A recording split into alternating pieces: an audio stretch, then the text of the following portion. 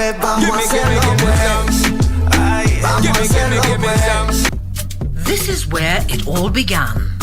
As the mother of broadcasting in Kenya, you can trust KBC to bring you authentic news and programs to your living room. As KBC, we take pride in our unrivaled heritage as Kenya's trusted national broadcaster.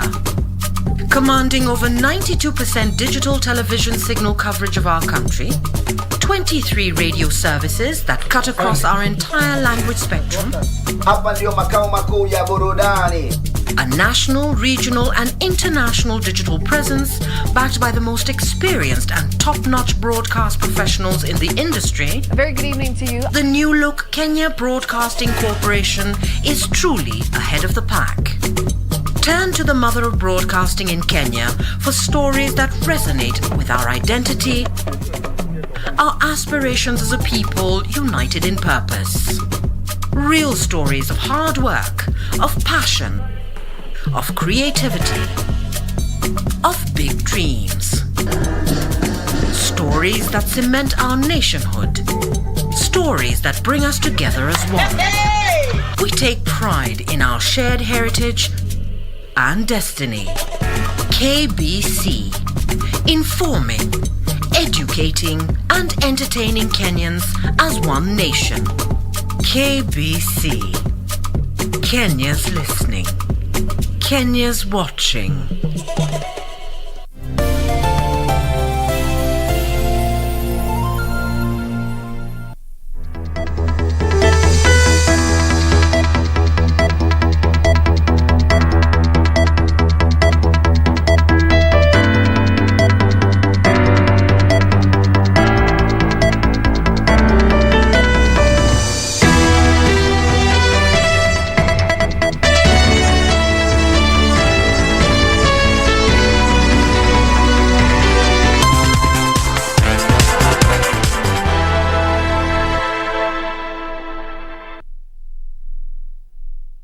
Indeed, the 4th day of August 2021. Good afternoon and welcome to KBC Lunchtime News. Actually, also the 12th day in the Tokyo Olympic Games. And also, it is also the 60th birthday of former American President Barack Obama. He turned 60 today. But away from that, we have a comprehensive news bulletin right here. My name is Njue, holding brief for my colleague Irene Mchuma Odim at KBC Channel 1 at Njue.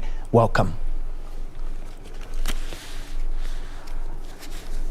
Straight to the news. Let's first of all head to a presser organized by the ODM, and John Badi is currently speaking. Let's listen in.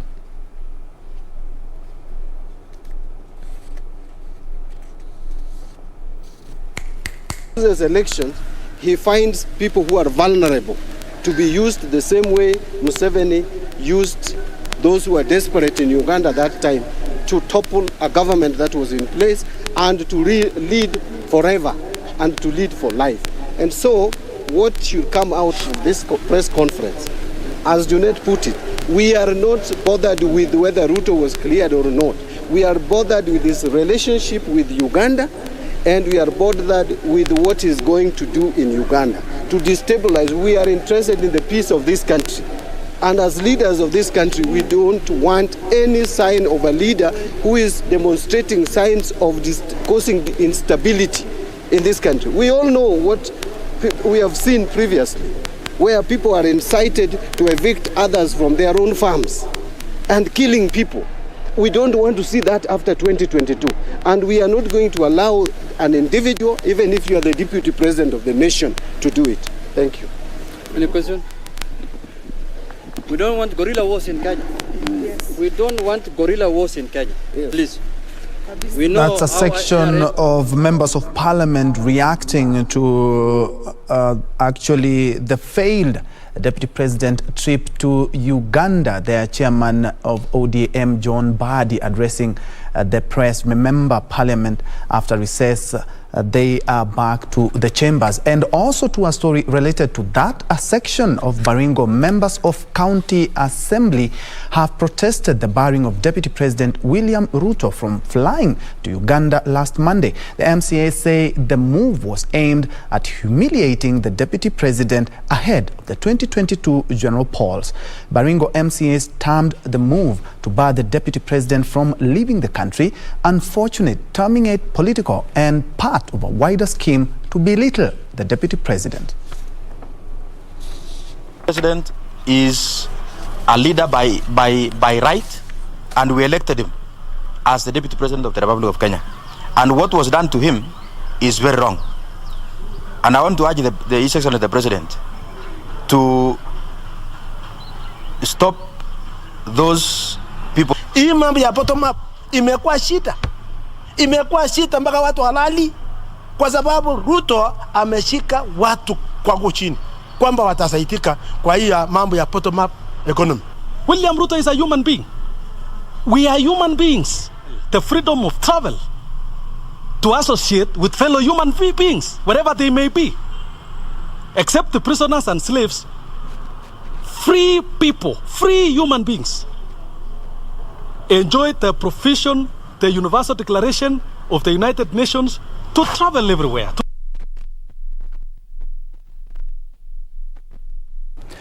Away from politics, police detectives are investigating an incident where a 42-year-old man is alleged to have killed his wife before turning the gun on himself at their home in Kiambu County. According to a police report, Jonathan Mukundi Gashunga, who was a licensed firearm holder, is said to have shot his 30-year-old wife in the head before taking his own life using the same weapon. The motive behind the incident could not be immediately established. The middle-aged man and a licensed gun holder and his wife were found dead in their bedroom that locked from the inside on Monday night in Kirigit, Kiambu town. Ya juu mfanyikazi mmoja anasema anaishi na huko chini, so hakuna kitu alisikia. Mimi nimeingia tu na nimeona tu Njue alikuwa amelala kwa kitanda na Mukundi alikuwa amelala hapo chini. So sijui risasi ni ya wapi. Sasa hapo siwezi nikajua cause Mukundi ni mtu anakuwa na hasira sana. According to the police, Jonathan Mukundi, a 42-year-old, allegedly shot his 30-year-old wife in the head before taking his own life using the same weapon. So the matter is still under investigations. We have a DCI team in the area, and we are going to give more details after we finish our investigations. The Madam Njue was shot three times at the head. Yeah, and the man also shot himself at the head. They were all lying in their one bedroom. According to the murder incident report, a friend of the late Jonathan had unsuccessfully tried to reach him via a phone when he suspected all was not well and reported the matter at Kiambu police station. Na hata wakiwana na Mukundi bado tumekuwa tu pamoja, hata iboma ikijengwa, we have been together with Njue, na sisi tumeshtuka sana kusikia hiyo kifo, imetustua sana. Juu ni watu walikuwa wamependana sana na mapenzi yenye hata mtu hata angeamini ati itafika hapa. The bodies of the two have since been moved to the Kenyatta Referral Hospital mortuary, awaiting autopsy. The motive behind the incident could not be immediately established. And still on matter of security, a family in Embu is protesting the mysterious death of two brothers who were arrested by police for violating the curfew. Benson Njue, 22, and Emmanuel Mutura, 19, students at Don Bosco Technical Institute and Moi Kabrak University, respectively, were arrested by police officers from Manyata on Sunday for flouting COVID-19 protocols, only for their bodies to be found at Embu Level 5 Hospital mortuary. Take a look.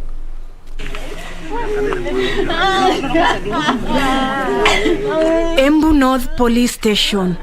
The pain on their faces tells it all. Young soul's life cut short.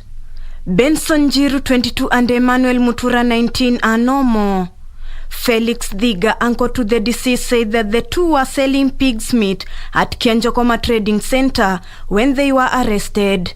Parents came to Manyata police station to ask. They were told nothing. When they went to Runyenjes, it is DCI Runyenjes who assisted them. He told them 2 bodies were corrected. They can go and check at Embu mortuary. We went there, and true, we found the bodies there. The mystery surrounding their death still unanswered. The family claims police took them in circles before they were informed that police in Runyenjes had collected 2 bodies, which were at Embu Level 5 Hospital mortuary. Now for Manyata police to tell us that they corrected them. Yet we have been coming here and they have been denying they know nothing about it. Why were they hiding information from us? They earned money with themselves, over 10,000, the earning of the day. And even by the time they were, we saw them in the mortuary, they earned nothing in the pocket. Sasa tunashindwa, si wakati tulikuja asubuhi, si wangetuambia vizuri kuna mili walipeleka wapi mortuary ili tufuatilie. Susan Wangari, a former area member of County Assembly, said they are frustrated by the actions of the police, calling for a thorough investigation into the matter. We are kindly requesting that it is very painful, and therefore would ask the police power to take over so that the parents of these 2 boys, they will see their justice being done. Embu North Sub-County Police Commander Emily Ngaruya said the 2 were arrested on Sunday around midnight after they were found beyond curfew hours. Wanaongea polepole na katika ile hali wakaweza kufungua hema. Walikuwa upande wa mwisho kabisa. Waliweza kufungua hema na wakaweza kuruka gari ikitembea. Na kama tunavyojua kwamba gari ikitembea katika mwendo, hakika ukianguka either uumie ama upoteze maisha. Hivyo ndivyo tulikuja kujua baadaye ya kwamba vijana waliweza kuruka. Ngaruya, however, said an inquiry file has been opened and investigation surrounding their deaths is ongoing. For Lunchtime News, I'm Ruth Wamboi. Let's now shift focus to matters education, where Rift Valley Regional Commissioner George Natembeya has directed parents in the troubled Laikipia West constituency to immediately send back their children to school. This coming just a few days after several schools in the area were closed after parents withdrew their children from the schools due to the rampant banditry attacks and livestock thefts in the area.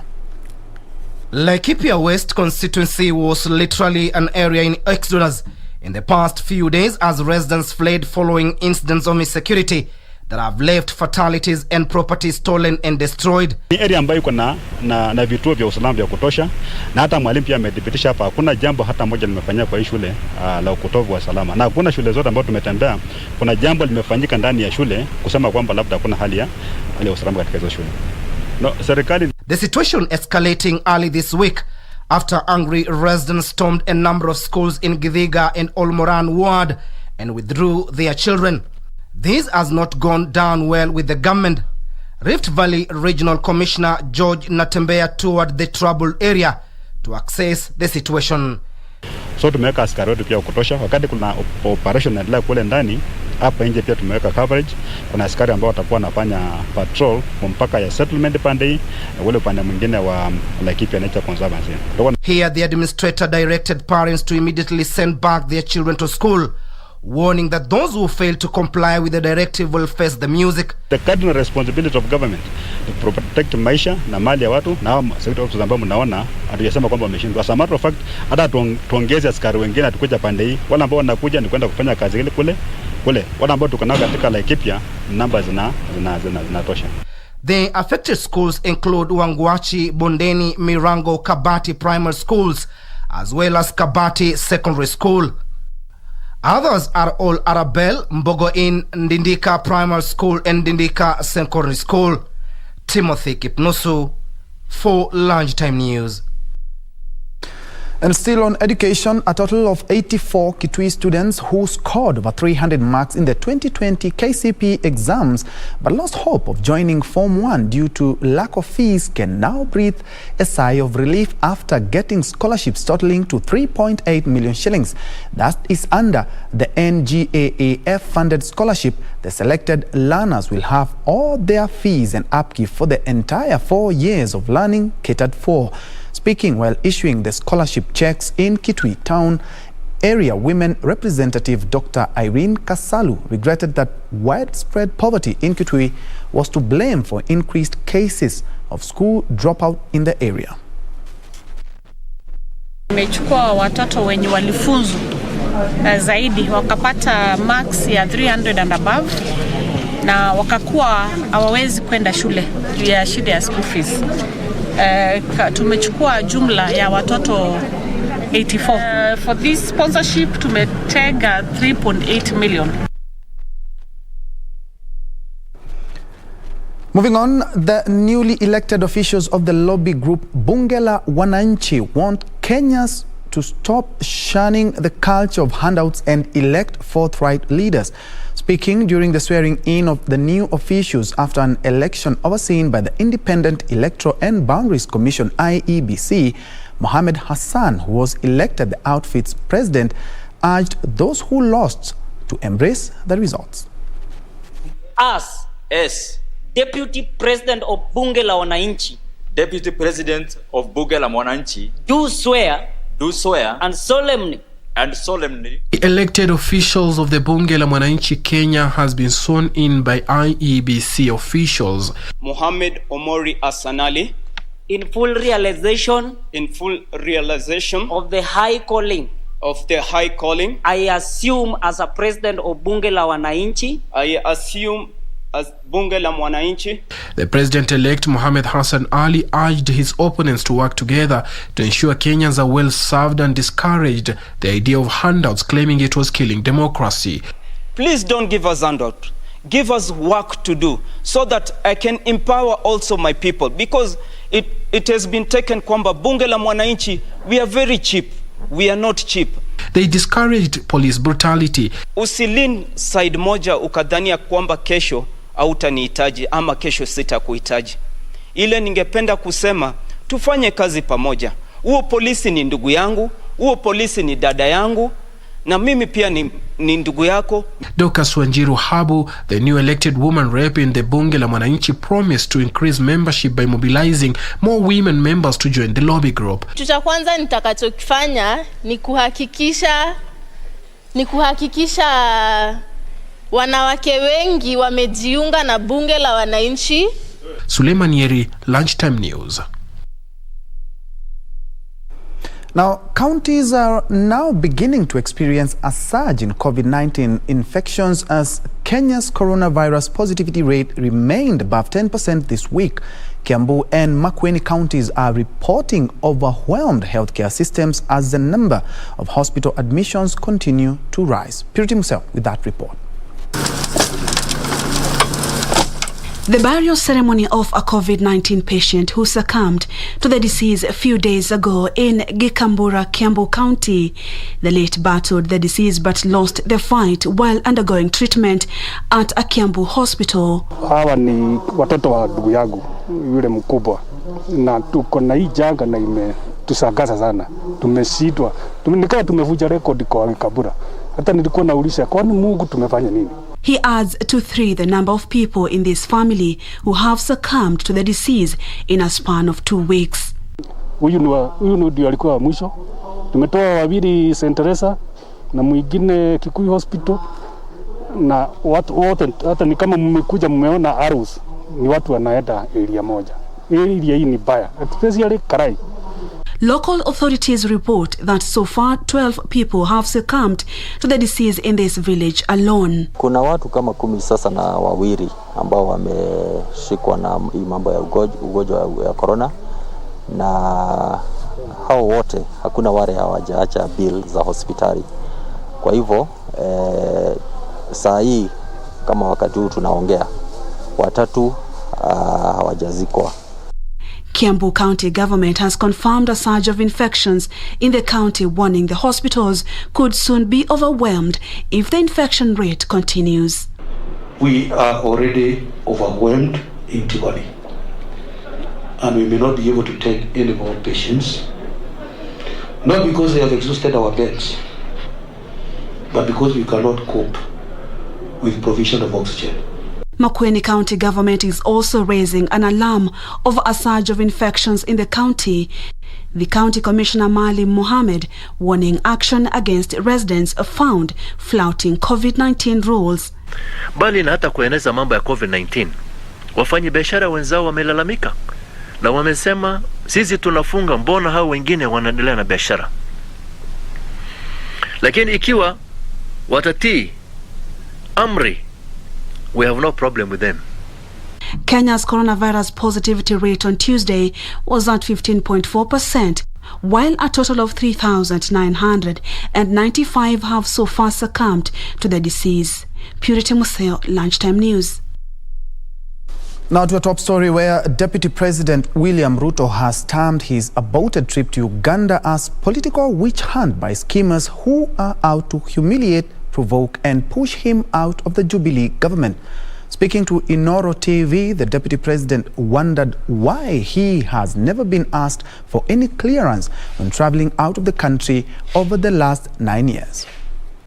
Deputy President William Ruto has termed as strange the sudden change of rules that have governed his foreign trips.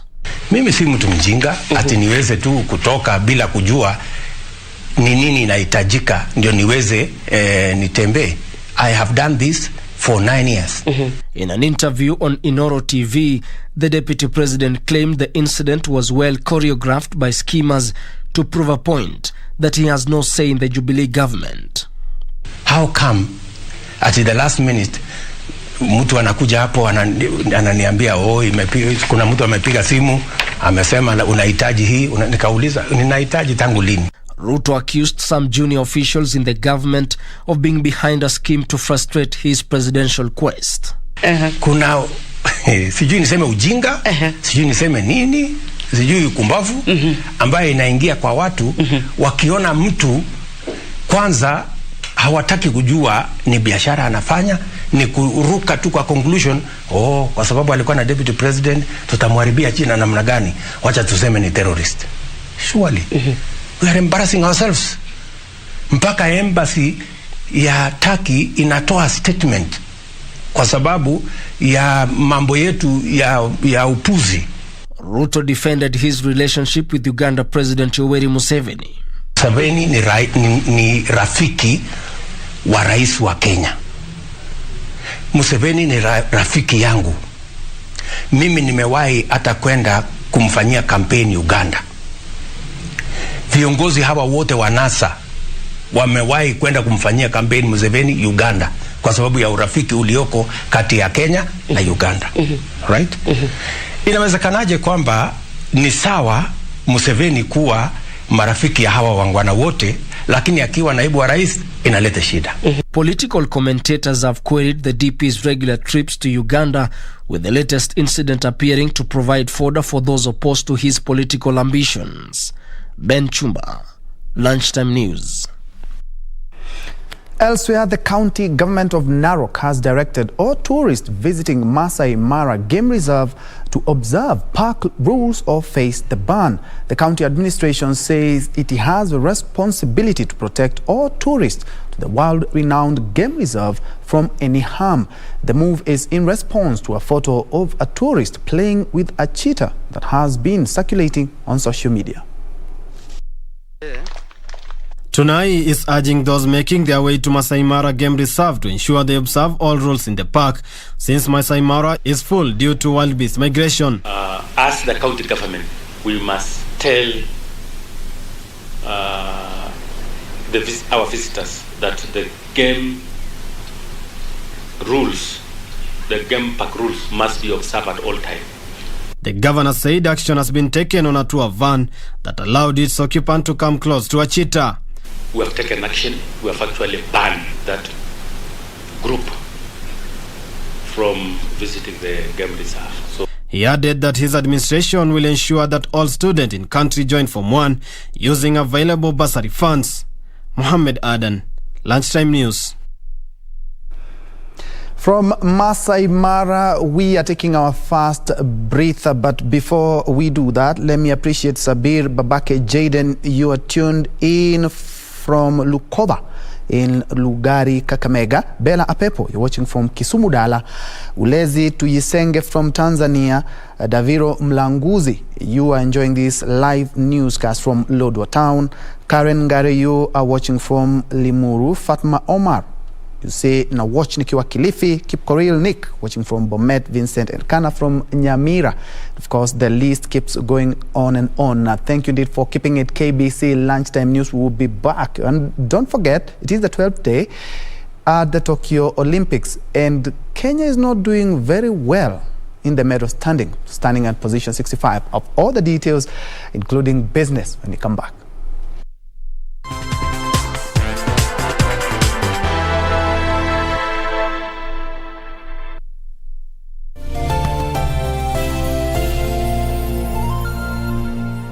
Kupata skiza tune ya Karau na DJ, bonyeza star 811 star 967 hash. Raya, hii ni kwa matiche wote. Please, do not confuse the government. Usianza kufinya ile kitu inasema more fire. Ama ile ya the roof is on fire. Ama unaanza kusema we are killing this party. Ama the party is just a bomb. We are having a blast. No. Wewe cheza musiki and just be Fitland. Enjoy. Ama namna kani. Sawa. Over and out. Bonyeza star 811 star 967 hash. Star 811 star 967 hash.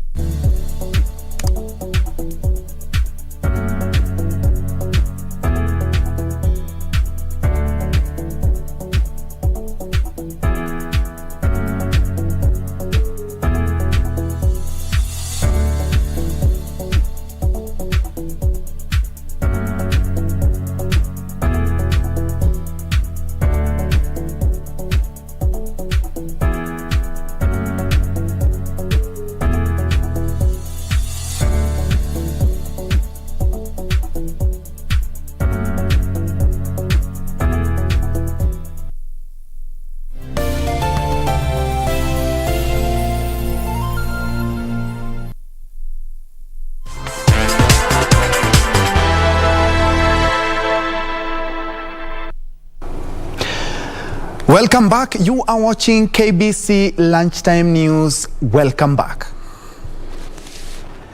Moving on, a faith-based organization in Busia County is leading a campaign against gender-based violence against children in the area through mobilizing resources to help rape and defilement survivors. The organization has established a rescue center for children who run away from their homes to escape abuse. They are now calling on parents to also support their girls when they drop out of schools due to pregnancy. The safe house of victims of abuse in Busia County will go a long way in rescuing children who run away from their homes either as a result of abuse or for fear of the same. Wale ambao wakikuwa na nia kurudi shule watarudishwa shule, wanaweza kuendelea kusoma, na kuna wale ambao watajifunza pia kazi za mikono ambazo zinaweza kuendelesha. Speaking during the official opening of the Adornment Home, a group of women under a faith-based organization called for support from community members to end child abuse. Sasa tukiatoa hapo, tutawasaidia kuendelesha masomo yao au kuendelea na hali yao, au pengine kumsaidia kama anataka kumsaidia apate kitu cha kufanya maishani ili aendelee na maisha yake bila kutegemea mtu yeyote. Officer in charge of the Busia prison, Justina Mwangombe, acknowledged that the county was experiencing rising cases of child abuse, especially those whose parents are in jail. Watoto wa incarcerated women in prison, are at risk of abuse in any way, either in defilement ama hizo early marriages or even labor trafficking. Wao ndo wanachukuliwa wanapelekwa kama house helps pale Nairobi. She revealed that most girls opt to remain silent even after being defiled for fear of stigmatization. Purity Museo, Lunchtime News.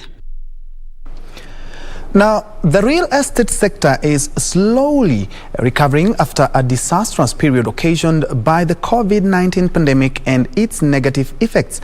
Despite the sector having registered reduced profits since the onset of the virus in the country in March last year, developers are expressing optimism of a bright future. Ken Gushu, the proprietor for the Money Real Estate, says the remaining month of 2021 will be a redefining period for Kenyan real estate market after the property sector was greatly affected by the COVID-19 pandemic. Maanake tukianza mwaka watu wengi wanabiashara walidhani sababu corona imerudi watafinywa sana. Watu hawataweza kuwekeza. Watu hawataweza kununua. Gushu noted that since the onset of the year, Kenyans have mastered the art of living in the new normal, embracing the need to invest in land property for future prospect and for construction of houses. Ile shilingi moja tuko nayo, tunajua kesho hiyo shilingi inaweza zaa iwe shilingi 2 ama shilingi 3. Kutoka mwezi wa Machi huu mwaka, watu wameamua kabisa na wameamua ya kwamba wataekeza kwenye mashamba. The young developer urged Kenyans to maintain the need for Kenyans to continue to invest in real estate, COVID-19 notwithstanding. Tunawashukuru wote, wale wako kule ngambo, hawa wako huku nchini, wale wametoka sehemu tofauti nchini, tunawashukuru wote. Wameweza kuwekeza vizuri despite ile risk ilikuwa hapo mbeleni ati watu wanahofia. Consolata Mudhoni Mburu, an investor, urged women to ignore traditional fallacies on property ownership and venture in the industry for a bright future. Na huwa naambia watu, hata hao madada zangu nitawahimiza sana bado wakuja tuwekeze ili waweze kupata title kama mimi.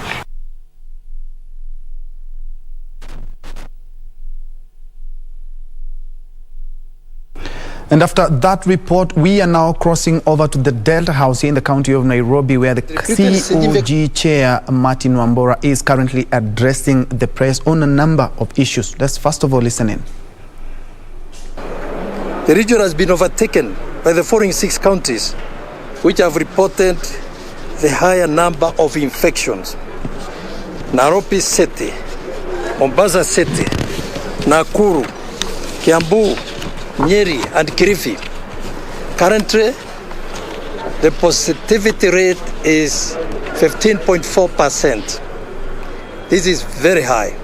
We must strive to reduce the rate to the WHO recommended rate of below 5% and thus flatten the curve. Notwithstanding the foregoing, there is some good news. The testing capacity has been boosted in the counties with additional 17 PCR machines distributed in the month of May this year. I commend the Minister of Health for filling the much needed PRC machines. On the same breath, we appeal to the Minister of Health to now go a step further by providing the counties with the much needed testing reagent and rapid testing kit. Impact of the COVID-19 on mental health. There has been an increase of mental health illness due to the stress and anxiety associated with the impact of COVID-19. One of the most prominent manifestations is the rise of suicide cases. This has increased from 317 cases recorded annually in the past years to over 417 recorded this year, an increase of 100 cases. To avert this trend, county governments have heightened their surveillance and health promotion programs, just as counseling, aimed at addressing the mental health related issues. Additionally, counties are working closely with community health frontiers to ensure the vulnerable groups access the necessary mental support where need arises. The bed capacity in 33 counties during the last 3 weeks is as follows. 1, isolation beds. There's a total of 7,566 beds in isolation facilities. Currently, 1,287 beds are occupied. bringing the total number of available beds to 6,279. But of course, there has been an increase.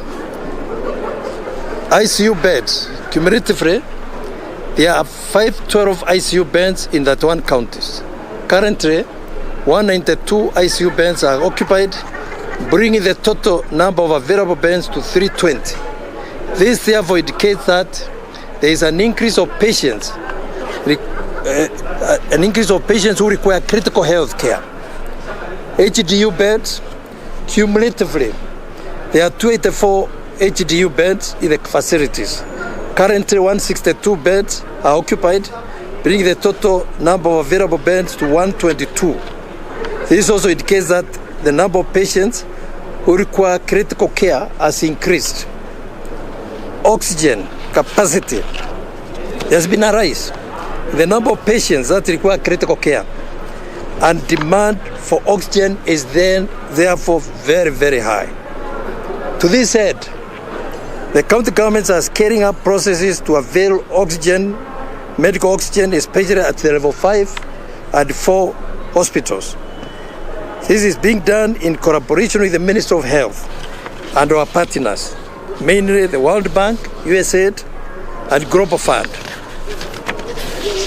Further, counties have embarked on short-term interventions, including procurement of additional gases and liquid oxygen to match the increased demand, extension of piped outlets, and repair of non-functional oxygen generation plants. These measures will be complemented with the installation of additional plants. We call upon the partners to continue working with the county governments to avail medical oxygen and infrastructure improvement in the health facilities. COVID-19 vaccination. As at 1st August 2021, a total of 1,062,413 vaccine doses have been administered, which account for 21.1% of phase 1 targeted population. Additionally, a total of 661,314 people received the second dose of the vaccine, which accounts to 62.2% of the total vaccinated in phase 1. The vaccination rollout is as follows. For the first dose, healthcare workers, 174,965. Security officers, 91,081. Teachers, 160,000. Above 58, 361,292. Others, 325,071. For the second dose of vaccine, healthcare workers, 115,540. Security officers, 52,081. Teachers, 95,918. Above 58, 204,513. Others, 192,942. 542. We are glad to note that there has been a higher uptake of the second vaccine dose by the targeted population.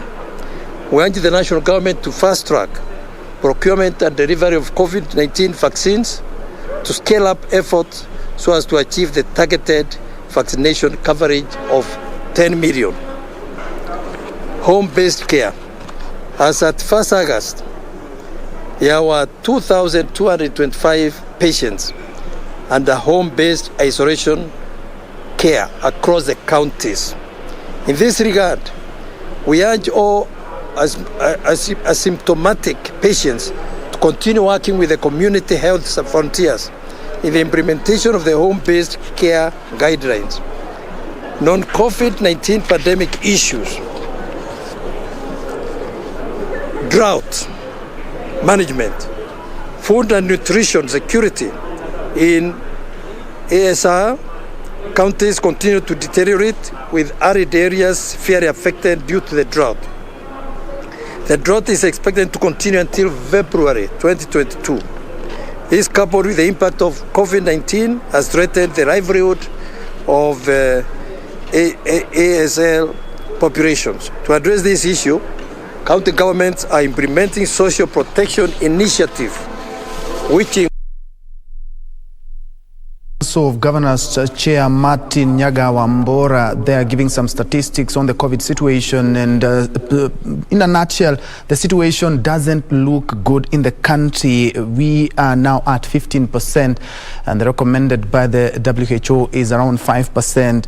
Looking at the available beds, you're talking about HDU beds, 122 in the counties, while ICU only 320 are currently available. Of course, there's some light at the end of the tunnel, as we have testing capacities improved to 17 new machines, which will help us to know the exact situation in the counties. We have our reporter on the ground on that report, who will bring us a much comprehensive report on the same. So all I can say is stay safe and observe all the COVID-19 protocols. And still on matters COVID, let's now cross over to Mombasa, where the Coast General Hospital Teaching and Referral Hospital is set to acquire a new oxygen plant as the community transmission rate of COVID-19 Delta variant continues to rise. The facility has in the meanwhile recorded full capacity of bed occupancy, admissions with all 13 isolation wards in the county also full. Virus continues to ravage Mombasa County, with hospitals recording full bed capacity admissions. According to the County Chief Officer Pauline Oginga, the COVID-19 cases have been on a trajectory rise. The positivity rate across the county grew from 7.1% in the month of June to 15% in the month of July.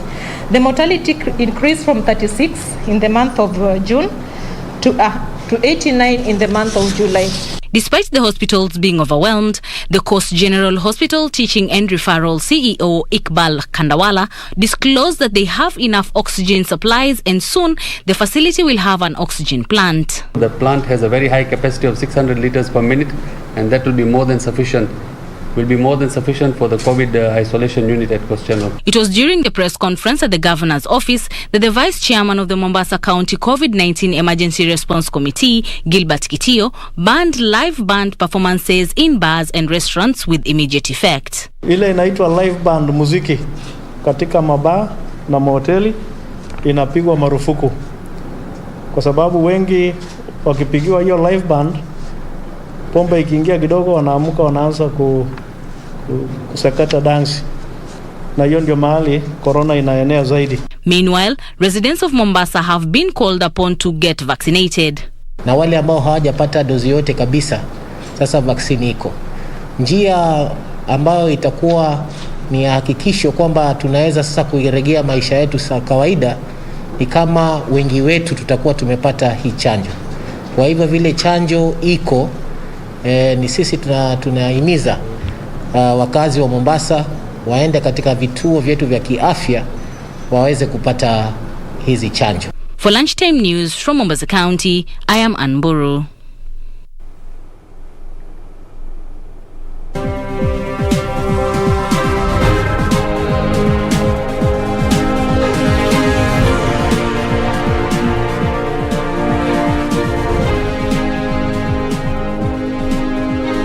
In business, private sector activity slowed in July as surveyed businesses reported weaker expansions in output, new orders, employment and purchasing.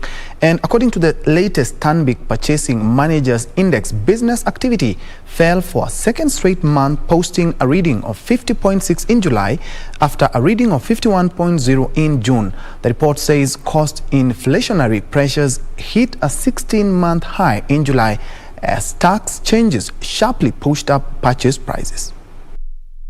The three biggest components of the Purchasing Managers Index, namely output, new orders and employment indices, all fell to 3-month lows in July but remained above the 50.0 no change mark to indicate further expansions. Currency strategist at Stanbic Bank Kuria Kamau said domestic demand improved by the second slowest pace since the lifting of the public health restrictions after the first wave of the pandemic, with some firms reporting a drop in customer numbers. The report shows businesses in agriculture, construction and services witnessed an increase in demand and output, while those in manufacturing and trade saw declines. Farms increased their output slightly, as evidenced by slight surges in staffing levels and the quantity of purchases. With sales growth slowing, the rate of job creation among Kenyan farms eased to the softest in 3 months. Both input and output price inflation accelerated due to an increase in import taxes, fuel costs, and shortages in some raw materials. The 12-month outlook by farms rose to its highest level in 5 months, but remained below its long-term average. Despite the grim picture, business optimism improved to 5-month high, signaling increased confidence among Kenyan farms that activity would grow over the coming 12 months. Nearly 1/3 of respondents provided a positive response, while less than 1% of farms being pessimistic. Betty Kiptum, Lunchtime News. The national government is investing 800 million shillings to complete the 10,000 model farm at the Galana Kulalu food security project to attract investors for commercialized food production under the planned public-private partnership model. National Irrigation Authority Chair Joshua Toro says the project will be complete by December this year to pave way for public-private partnership that will see over 200,000 acres of land put under irrigation. Under the Galana Kulalu Food Security Project, the government targets to put 1 million acres under irrigation. A 10,000-acre model farm was identified for trial purposes about the rollout of the project. The model farm was to inform the irrigation infrastructure to have in place in Galana Kulalu, as well as the ideal crops for the area. So far, 5,100 acres of the model farm was done, with the National Irrigation Authority expected to complete the remaining 4,900 acres at a cost of 800 million shillings.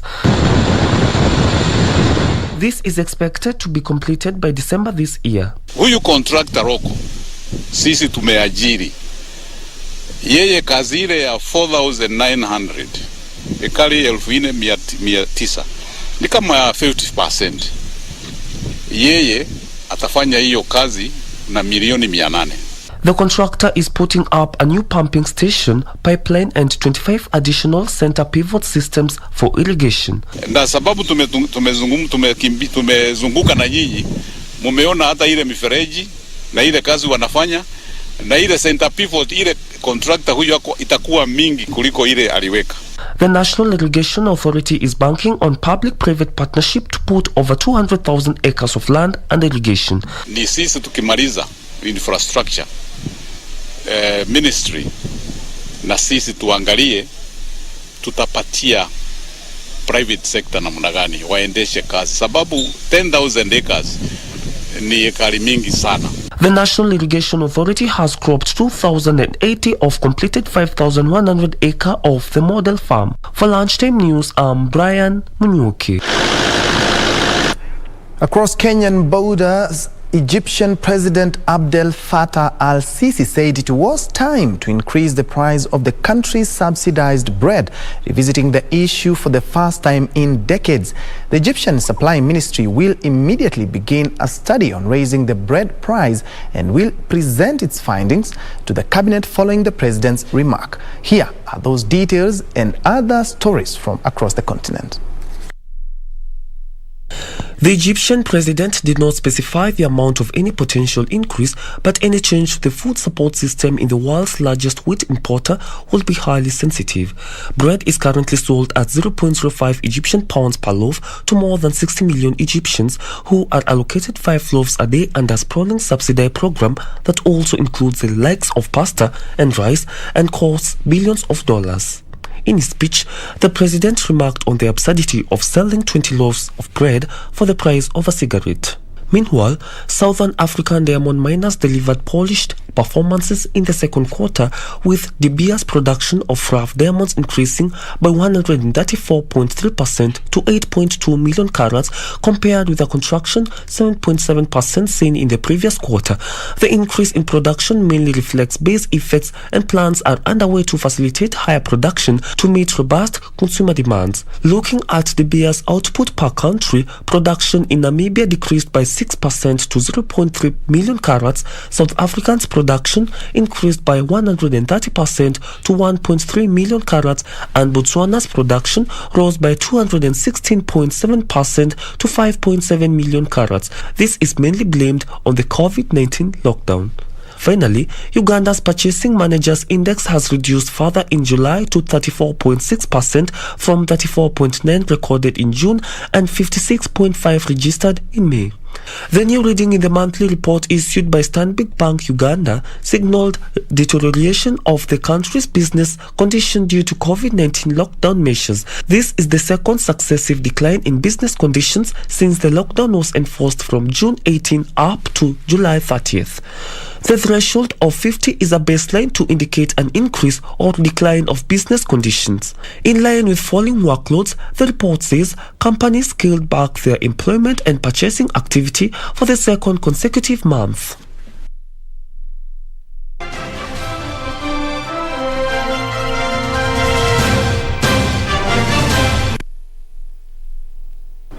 And in Tokyo, Japan's now, where Commonwealth and African Games javelin record holder Julius Yego has urged Kenyans to stop criticizing the Tokyo Olympic Games Kenyan team, regardless of its performance in the Games.